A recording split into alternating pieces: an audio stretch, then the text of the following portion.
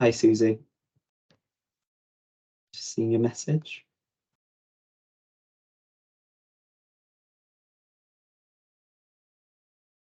Lovely. Thank you for joining us, everybody. I hope it helps, and hope you take something away from it.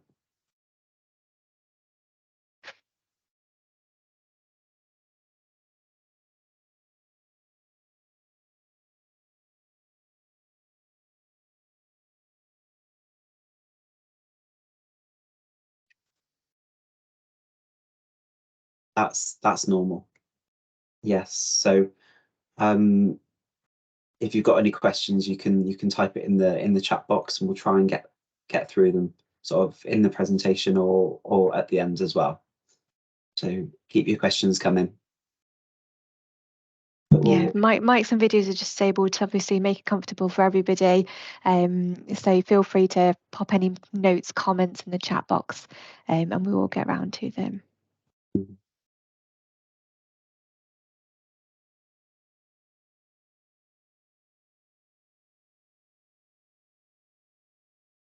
Should we look at making a start, Jack? Yes, that sounds good. Can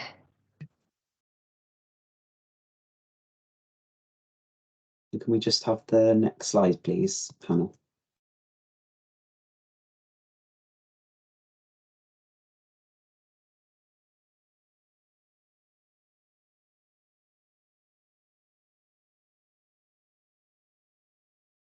Perfect. So just to start off, just to introduce ourselves for this webinar, my name's Jack, and I'm the ATOS care nurse for the North West and North Wales, and I'm joined today by Sidra, one of our best start nurses, who I'm sure many of you have spoken to either over the phone or by email. So today we'll be looking at well, this webinar's for a guide to travelling safely with a tracheostomy. So I don't know about you, but it's feeling very tropical at the moment in the north, with plenty of sunshine, and hopefully it's not too warm wherever you are, but nice and sunny at least. Next slide, please. So just a quick disclaimer before we go on. This is a corporate presentation by ATOS Medical Group. Nothing in this presentation provides any diagnosis, clinical advice, indication, guide, warranty, or guarantee. Nothing in this presentation can substitute for individual advice and guidance from a qualified healthcare professional. Any testimonials relate to how one individual has experienced the use of ATOS products, and not everyone will get the same results. This event is being recorded.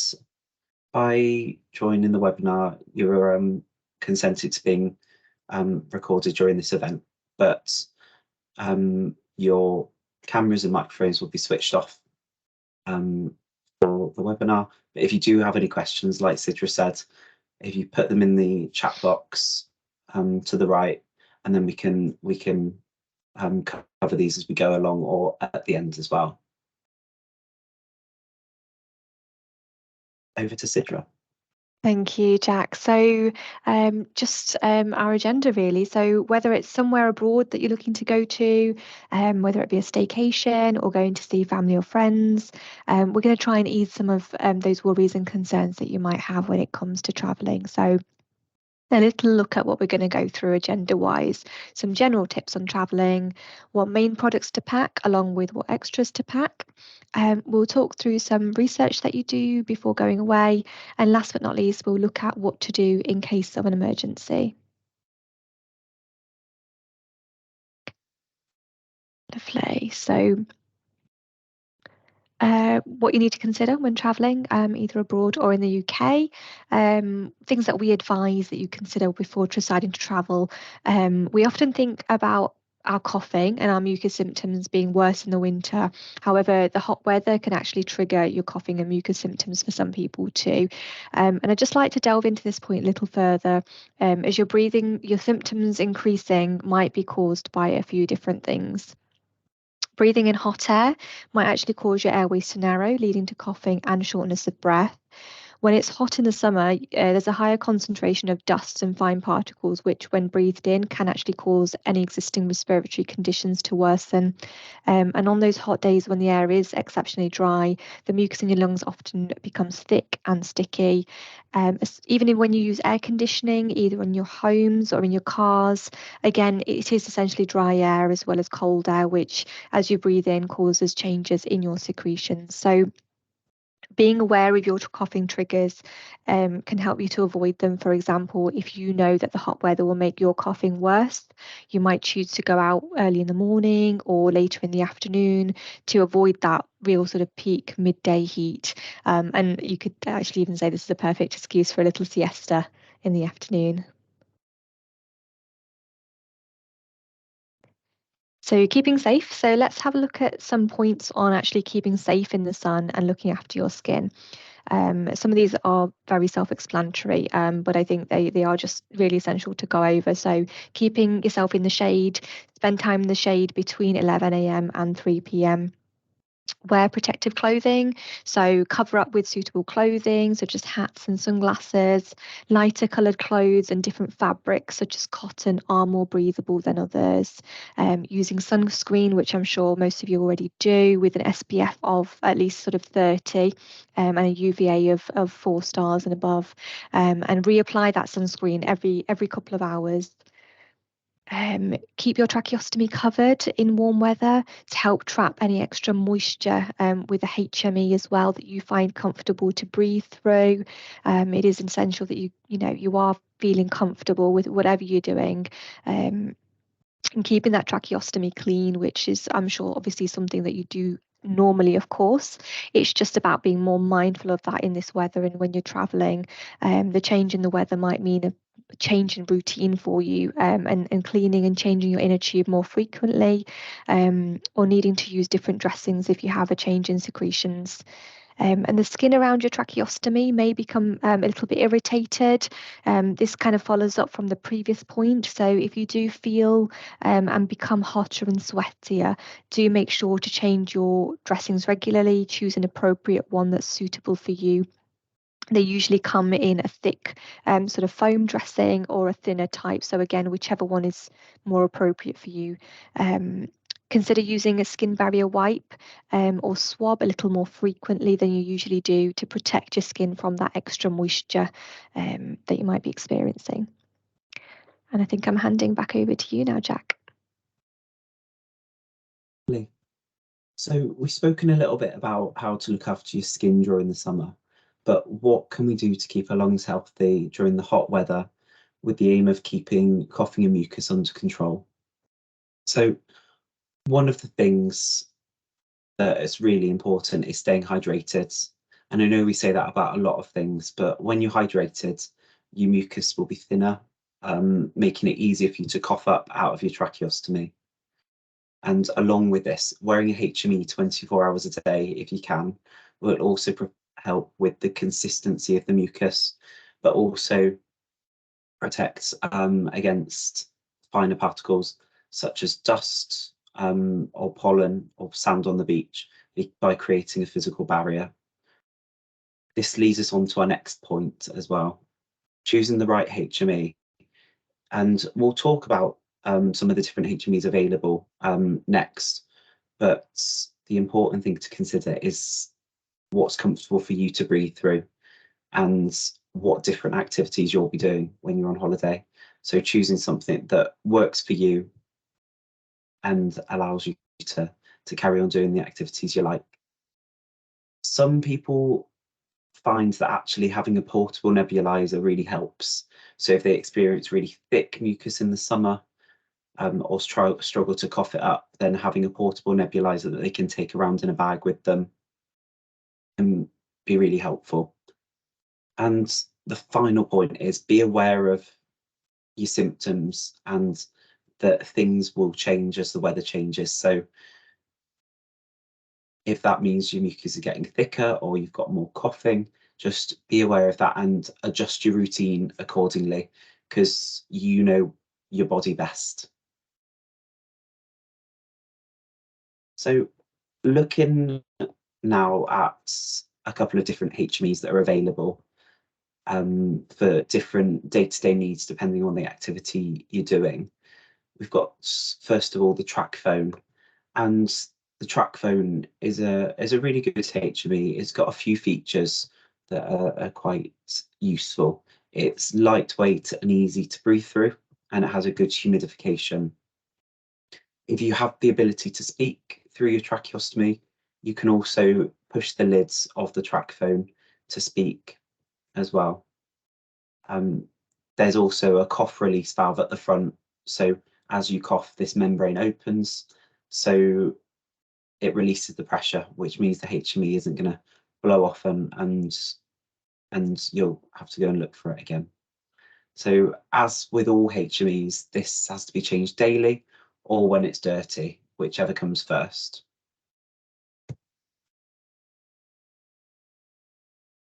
And then that moves us on to the extra care. And the extra care is actually a HME F, and the F stands for filtration.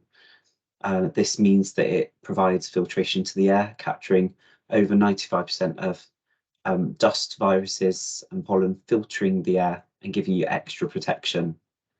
This one can be really handy if you experience hay fever, but also if you're in a busy, crowded place, such as museums, an aeroplane, or exploring the local markets in wherever you're visiting.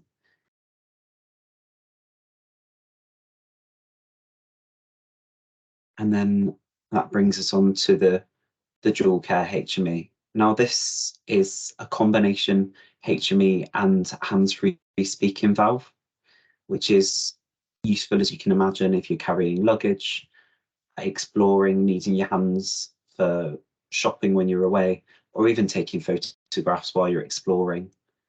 You can switch between hands-free modes, hands-free speaking mode, and HME mode, allowing you to adjust based on your activities and how much breath you need.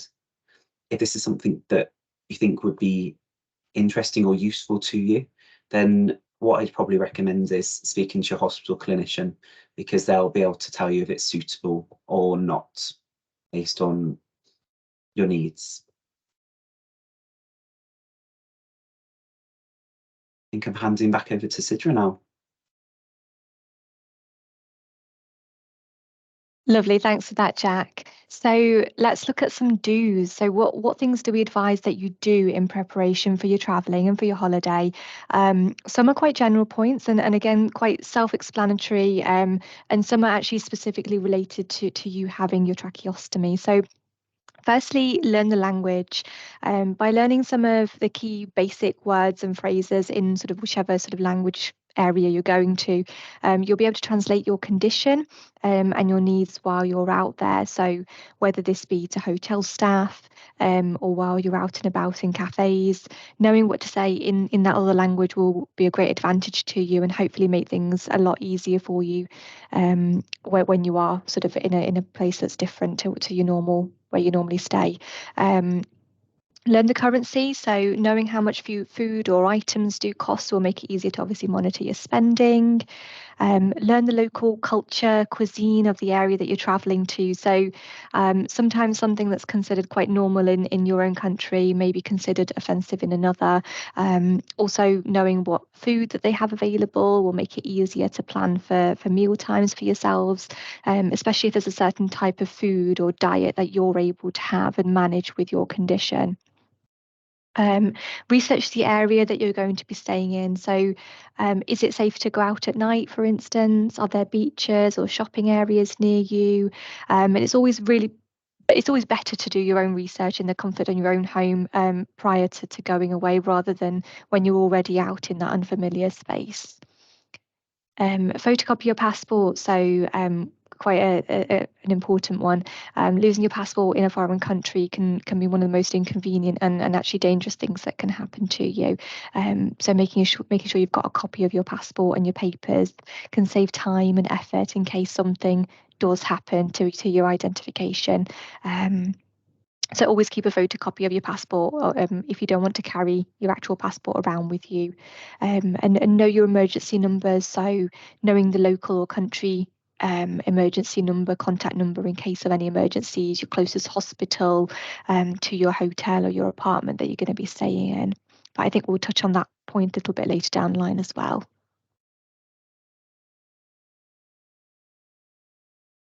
Some don'ts, so some general don'ts that we advise that you don't do. Don't leave your packing until last minute. By giving yourself plenty of time before you're going away, you're less likely to forget any items. And also taking what you need is a must rather than sort of taking more than what you need. I'm sure you've had experienced this before, but traveling lighter will make it easier to get from A to B in a different area.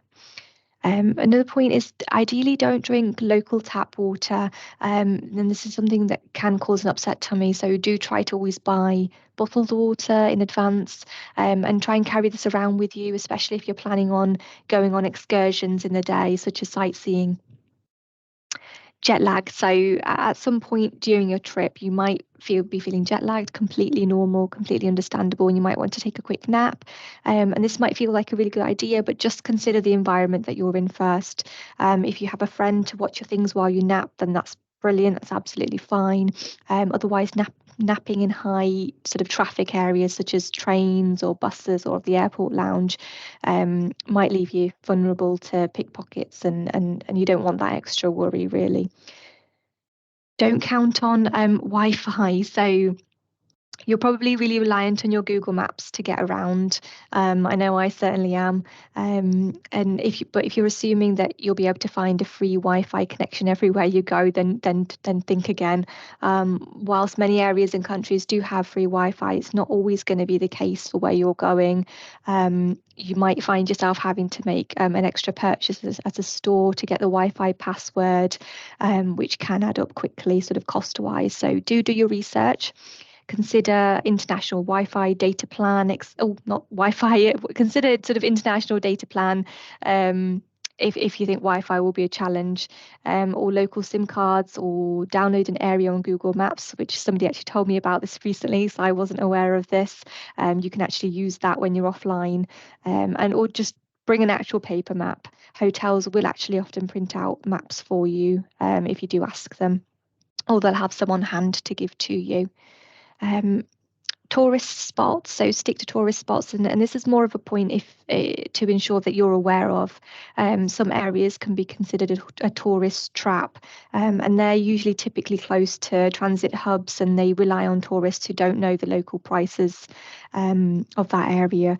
These tourist traps can be extremely expensive. They're not usually authentic, and they are packed with other tourists. So again, do your research beforehand.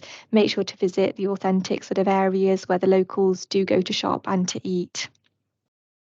Quite an important point, don't travel if you're feeling unwell.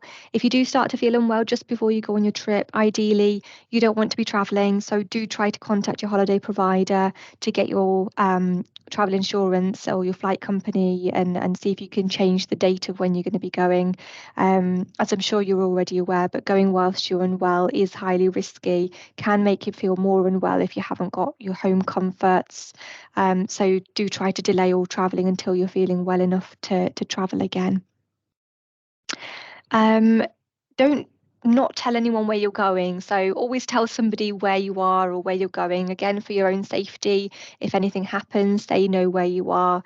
And finally, don't forget to enjoy your holiday. I know we've talked about the main do's and don'ts very seriously, which is of course very relevant. But please remember to enjoy your holiday. I mean, that's why you are going away after all, to have that wonderful break away. All right, and back over to you now, Jack. Perfect, Sidra. Thank you. So we thought this would be a really good opportunity to put in a poll. So are you thinking of going away soon? So I think the poll will pop up in the middle of the screen. So you've got, are you planning on going on holiday soon? You've got a yes, no, or I'd like to, but I'd like more information. And it'd be great to hear where you're planning on going as well.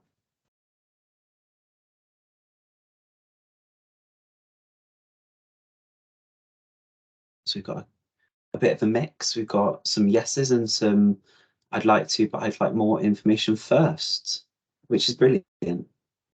So hopefully at the end you'll have some questions and we'll be able to answer those and turn them all into yeses.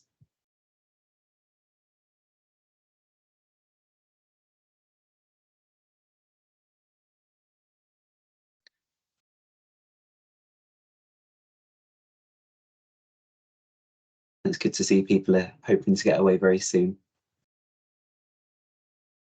So travel insurance, and it's one of those things that personally I always put off, and it's one of the less enjoyable bits of organising a trip, but it's really important because before going on holiday, you want to get the essentials sorted.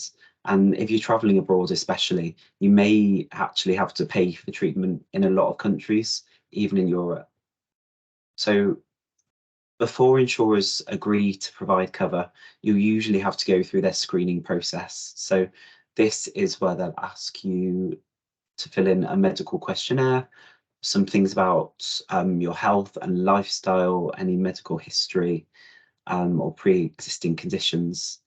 And this will be where they generate the price and where we'd suggest actually it's really good to shop around, because as with all insurance, your first price isn't always the best price. So shop around and see what other people will offer you. On the next slide, there's a few travel insurance providers that have been suggested by Macmillan, so they might be a really good place to start, but it's all individual. So don't forget as well, if you're going to travel within Europe, you've got the UK global health insurance cards, and this lets you receive emergency healthcare in Europe at reduced cost or sometimes free. It replaces the old European health insurance cards, the EHIP cards. But if you've still got one of those and it's in date, it's absolutely still valid to use. But once that expires, you'll need to apply for a global health insurance card to replace it. And that's free to do online. Takes about 6 weeks to come through, but often it comes through sooner. But important to plan ahead with it.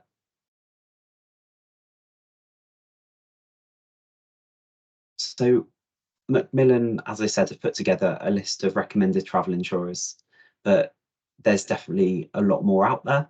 So it's really worth doing your research. Depending on what you're planning to do on holiday and kind of where you're going, your quote can look very different.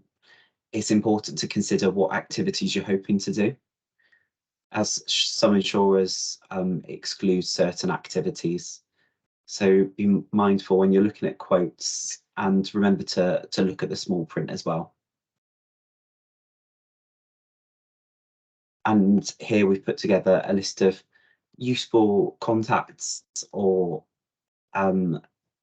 websites that actually you might find are useful and will be kind of good places to start and get information about traveling and travel insurance. So we can actually send this out to you after by email as well. So you've got that and you can look at it in your own time.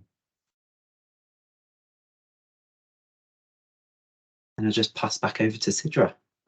Yep, I think this is me. So let's have a look at where you can get emergency help abroad. First and foremost, ideally consult your GP or your named hospital clinicians before travelling. They'll often have some specific advice for you, specifically centred on your own personal care and your medical history, which is very useful to have. When you're abroad or in a different place than your usual home, being aware of where the closest hospital is will ensure that you know if there's an emergency unit nearby or what other facilities that there are near you. You can speak with your ATOS customer care representative who may be able to give you contacts to your closest hospital. But I would say definitely check with the hotel you'll be staying at or your travel agent as they'll have much better local knowledge. find out what sort of local government policies are on hospital care. Similar to what Jack was saying, the GHIC card might not be valid in all countries, or your insurance might not cover certain items or countries, for example. And lastly, do find out what the local 999 number is in the country that you're staying in. For example, it's 112 for other countries in Europe. So yeah, definitely find out what that is there. And definitely for any more information, you can consult or contact the NHS England on their website. So you've got that as well. I think this is you, Jack. Perfect. So often it can be difficult to know where to start when it comes to planning the holiday, but here are some sort of useful prompt questions to consider before you go away. So first of all, have you told your doctor that you're going away? And I'm sure a lot of you will be okay to travel, but it's really important just to make sure that you're fit to fly. And some airlines do require a fit to fly letter just to sign you off as able to go in the aeroplanes. So if you're planning to take any liquid medications in your hand luggage that are over 100 millilitres, that's absolutely fine. And they're exempt from the 100 millilitre limit for kind of waters and creams, but make sure that you have a letter for the flights. So that can be either from your GP or from the hospital that provide the medications for you. And it's really handy as well just to take a copy of your prescription just to show that they're for you. Just so if people have any questions, you've got all the things that you need to show them. Do you have enough products to take with you?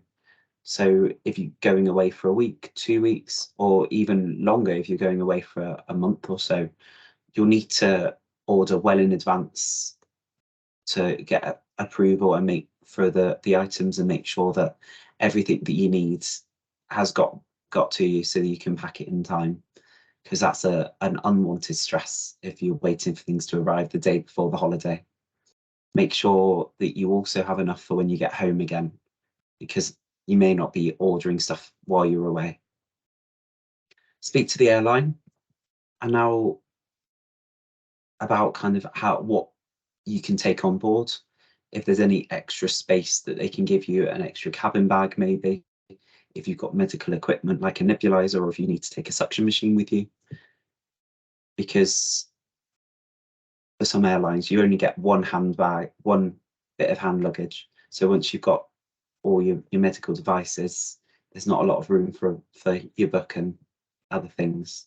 So definitely ask, and ask about whether there's any space for if you can clean your inner cannulas, change your HMEs, or if you just need a moment just to tend to your mucus and secretions and coughing.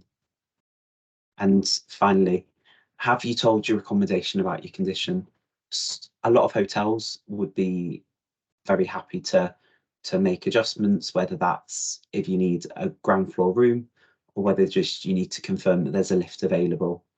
Sometimes even we've heard of people getting given bigger rooms so that they've got space for all of their equipment and being able to set up a little space for their tracheostomy care.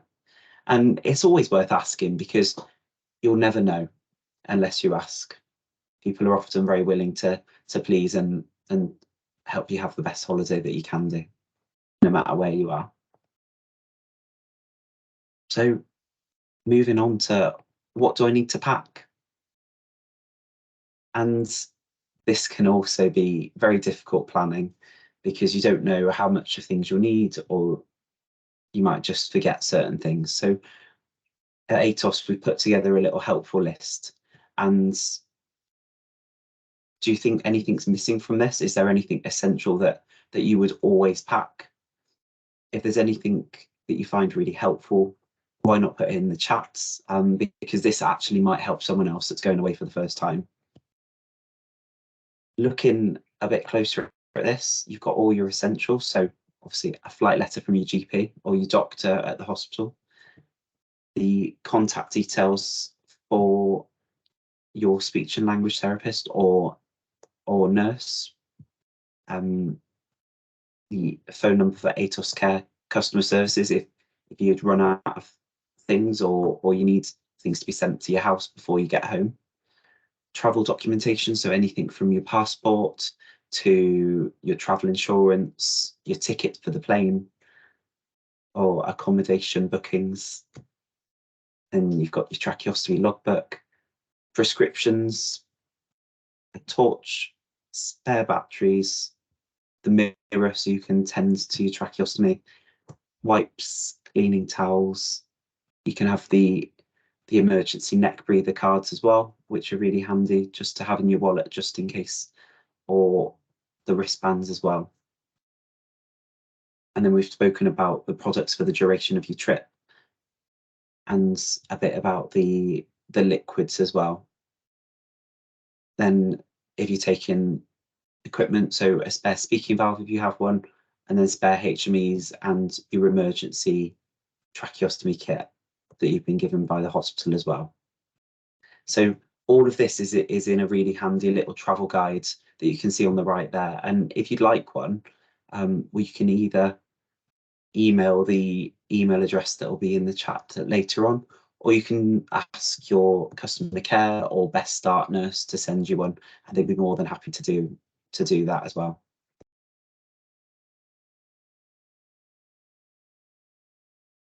I think we're going on to Sidra. Yeah.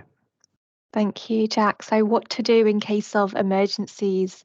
Again, I think we've covered some of these points, but just another point, I mean, about who you can contact. So you'll have seen your tracheostomy logbooks.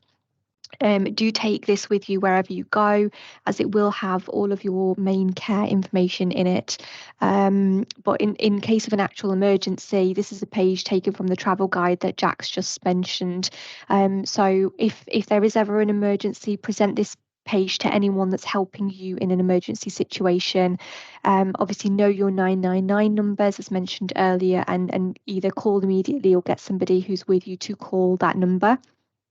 Find somebody to call for you if you can't voice, and show them the guide in their local language.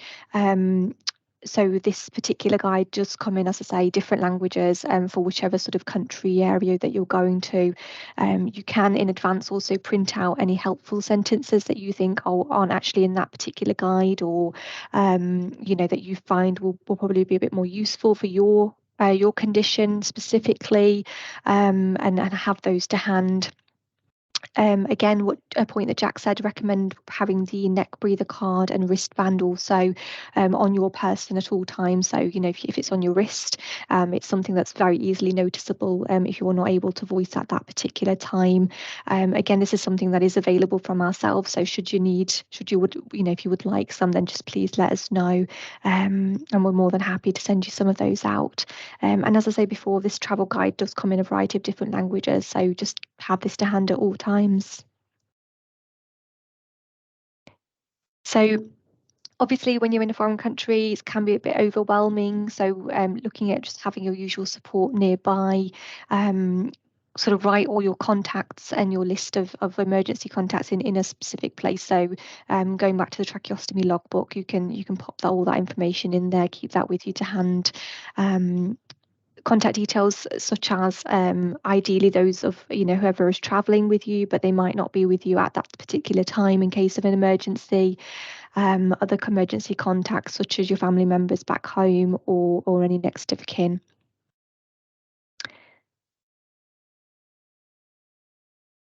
Lovely. I think we're going to go on to a little Q&A session. But just before we start that, I think I just wanted to say, I know I speak for us all here when I'd like to reiterate, please don't forget to enjoy your holiday. I know we've talked about some very serious points and, emergencies, do's, don'ts, and it's very easy to get all of that into your head and sometimes make it seem like even traveling is a bit of a burden, and let's not bother with doing this. But don't let this make it seem like it's a burden. If anything, it's meant to be here to help you. And make it not seem like it's a task that you have to do. The main reason that we go away is to have that break, really, and we deserve it. So do you. you all deserve it. So please just enjoy wherever you're planning on going. It doesn't have to be a flight away. It can be, like I said at the start, it can be a small staycation, even somewhere in the UK. So yeah, just really enjoy that time away, whatever you're planning on doing. Absolutely. And like you said, it doesn't have to be somewhere far, just a night away, even if especially if it's your first kind of time traveling following your tracheostomy, just or even the first time since COVID or for first time for a while, just enjoy it, take it slow, take it a small break somewhere, and then build up to wherever you want to go next. The world's your oyster. Definitely. It can seem quite daunting. Like you said, Jack, especially if it's your first time going out or, after COVID and after, spending quite a lot of time at home, particularly if you've just sort of come home from hospital as well. But we're here to support you with all of this. So, any questions, even after this webinar is over, or you're listening to this on a recording, just get in touch with us. We're more than happy to help answer any questions that you might have. And if you do have any questions at the moment, please feel free to pop it into the chat box, and we can look at answering anything for you. Yeah, we've had a couple of questions sent in before time. So I think this might be one for you, Citra. So if you're away for more than 2 weeks in the UK, can you get an order sent to an alternative address? Yes, you can, because we're still in the UK and we can ship to wherever you request in the UK, as long as obviously the GP surgery and the prescriptions from where that's going to come from remain the same. We always advise best not to. I mean, the option is there, but we do advise, if possible, just have all of your items sorted and ordered and delivered to you at your main address beforehand. That's simply just to prepare yourselves in case there are any issues with having it delivered to another different address. Shipment orders may go a little bit AWOL sometimes, and ideally you don't want to be relying on that. That's not to say, as I said, we can do so. There is that ability to, but we just advise that sort of to be a bit more prepared beforehand if possible. But that's something that you can we can work together with your customer care agent, and they can sort of help sort all that out for yourselves. All right. Lovely. That would be really helpful. Yeah, definitely. It's just about knowing the options, isn't it? Exactly, and there are different options out there. So as I say, if you're worried, you think one option isn't going to work for you, speak with somebody, speak with one of us. That's what I would definitely advise. Mm-hmm. I think we have a question from one of us. So they think it's too much hassle with all equipment and liquid medications, but I think he needs to get away. We will manage. Yeah, absolutely. Jack, you've seen in your patients' homes as well, the different levels of patient equipment and medications. Mm-hmm. How would you go about? What would you advise? It can be really overwhelming, and you often don't know where to start. But like I said before, maybe if you can, go somewhere locally, maybe for a night, or if you're going in the car instead of flying, just then you've got sort of unlimited space then to take everything away with you. So just having a list of what you need and a plan, and that can often help. Yeah, definitely. We've got the little ATOS care bags that we often send out initially, and if you haven't got one of those, we can send one of those out to you free of charge, and that's often quite useful for putting extra little bits of equipment, medications, extra HMEs, things like that in. So exactly how Jack says, just about being a little bit more prepared. But I think the comment made about I think he needs to get away is really true. I mean, I think that the necessity to be able to get away for that break is and peace of mind, just to literally to get away. I mean, I say this to myself, I say this to my friends and my family as well. It's just so much peaceful sometimes to get away from your own home environment sometimes and have that breakaway. A bit of mental relaxation is really needed. So do not let equipment and belongings and things stop you from doing that. Absolutely. And it looks like Stuart said he's been away in the UK for a few breaks, and it's been a learning process.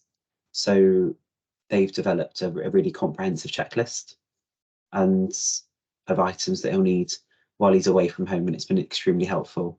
It'd be really interesting, Stuart, to know if a lot of things on the list that we put up, or whether there's a few things that we missed, you think, and what's been helpful to you. So it'd be really interesting if you could share that, if at all possible. Yeah, brilliant. That's definitely good to know you've developed your own little list.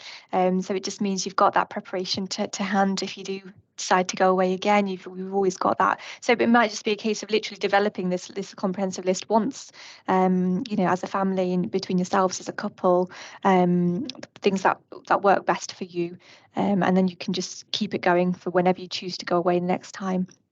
Just reapply that list. But I think Stuart made another point as well, about a showstopper for me is my reluctance to hand important equipment over to an airline. Yeah, because it's your equipment, it's your personal things, and you do become quite attached to it, and completely understandable. They're important pieces of equipment. What would you say, Jack? It's a difficult one, isn't it? And just making sure that the airlines are aware why you need it. So whether they'll allow you to have it in your hand luggage and just have it with Yeah, you in a little suitcase, so you don't have to put it in the hold, because if you do need to access it, it's not much good in the hold, is it? So no. just having that conversation, and because they might not be aware how important it is to you as well. So just ask and see what they suggest, I'd say.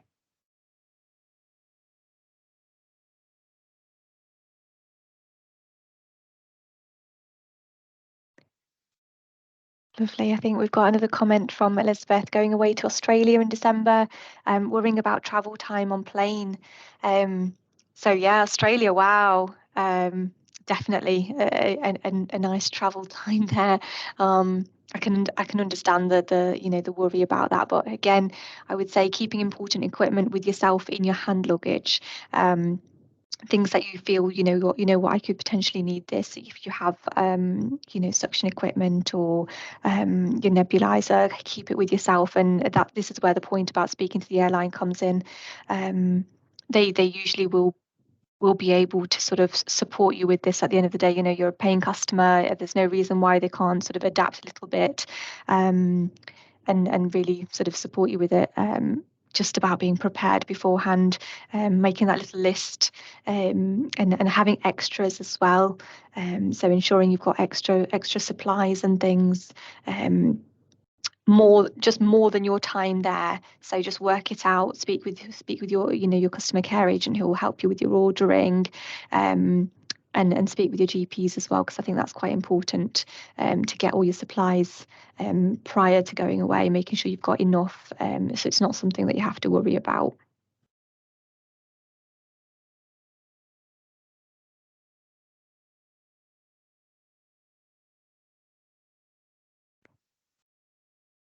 Lovely.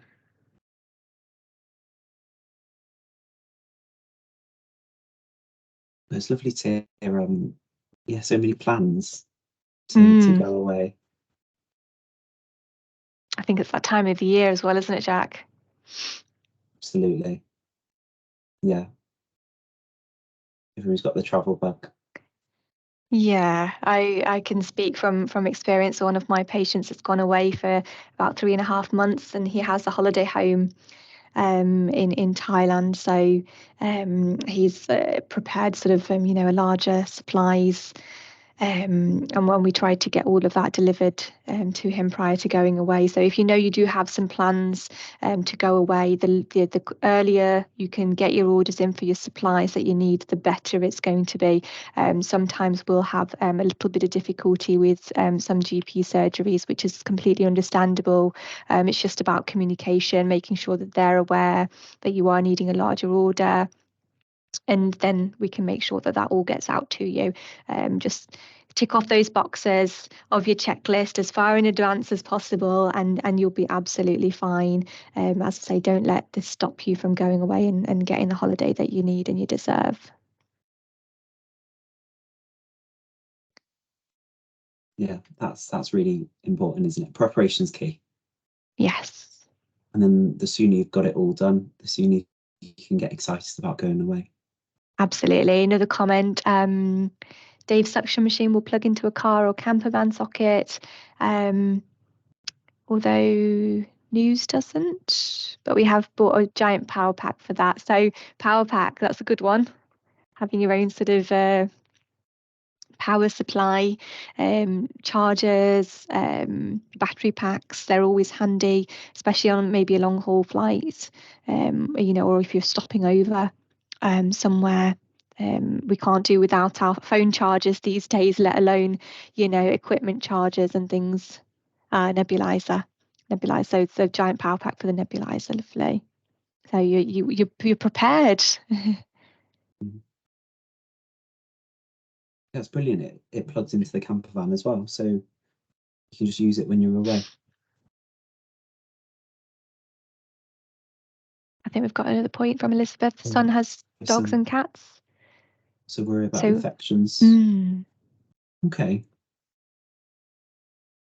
So I think it's really important to keep the basics right. So having really good hand hygiene before you handle your tracheostomy, but also making sure that you've got something on the end of it. So whether that's a track phone or an extra care or a dual care or just something or a bib, just something covering the end as well, so you don't get any cat hair in your airway. Because I know certainly mine at the moment, they're molting, and you touch them and it's like oh.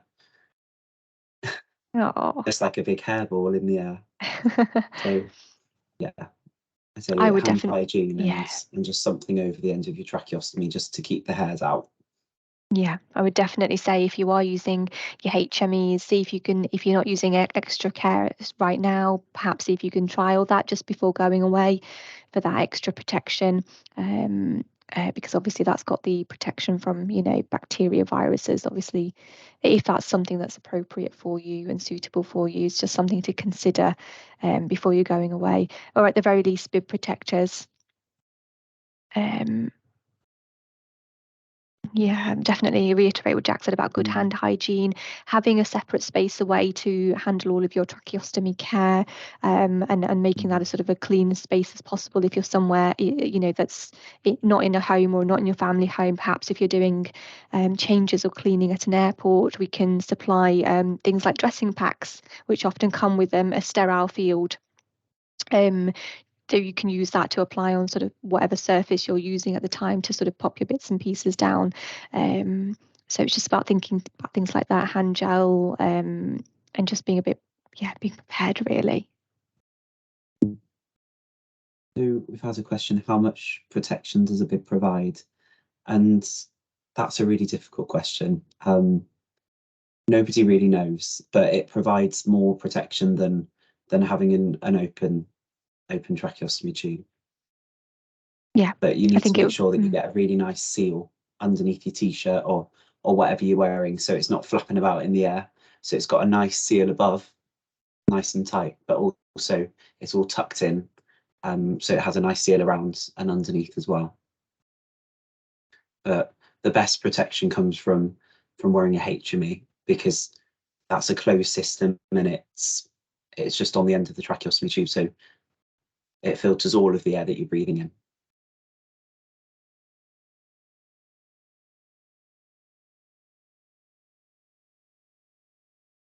lovely. So I think at the we've got a couple of contact details on the presentation as well.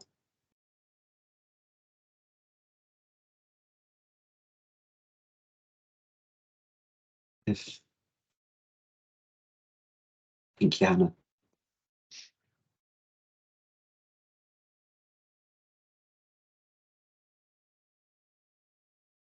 So as always, you can contact the customer care team if you've got any questions about ordering, going away, and they'll try and answer best they can, or direct you to someone to answer your questions.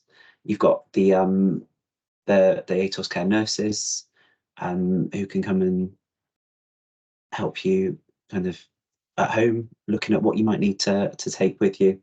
And then we've also got more webinars like this, the My Life events online for a range of subjects and topics. We've got a few of those upcoming, but also there's some previous ones as well that you can watch and might find useful.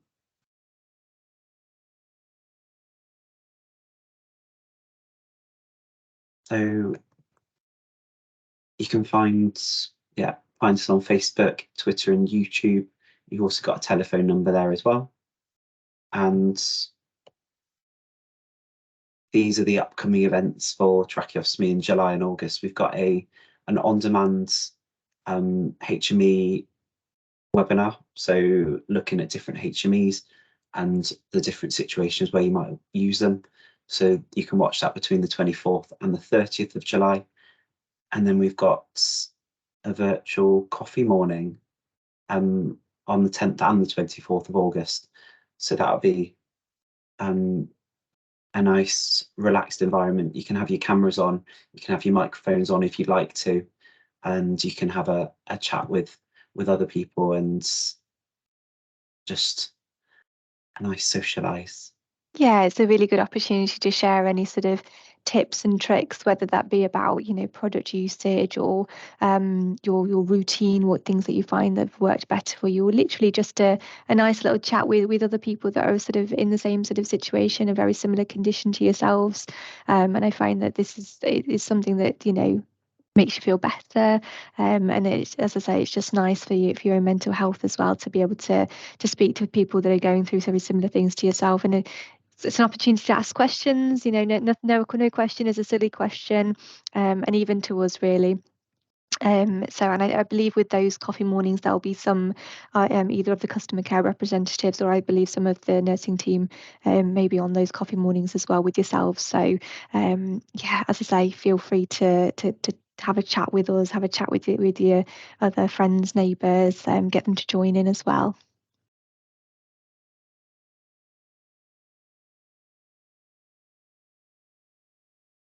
Lovely. Well, thank you everybody so much for joining us, and for popping all your comments in the chat box and questions and things. It's been nice to have a little bit of a discussion towards the end. Um, You're very welcome. Has it been helpful, Susie and Dave?